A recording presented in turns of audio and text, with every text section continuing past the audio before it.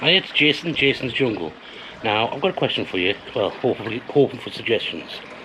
What on earth do I do with this? Here is the frame for trampoline. It's about 5 foot across when it's done. But I just found it lying there in a neighbour's garden. Totally unused because the kids were out. So I thought, well, might as well use it. Could use it down the plot. So I'll liberate it when they weren't in. Nah, the neighbours got a new one and they've thrown this one out.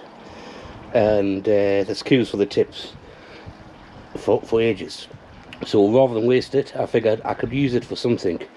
Bean arch, melon arch, pumpkins or something. But if you've got any ideas what I can do with the frame, because it's the full frame, apart from the padding around the edge and the actual trampoline bit, I've got everything.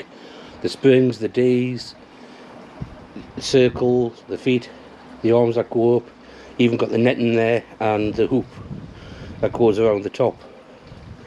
So any idea what I can do with this, any suggestions that are printable and YouTube will allow go on, and physically possible as well, you know, just drop in the comments below and I'll figure something out to do with this.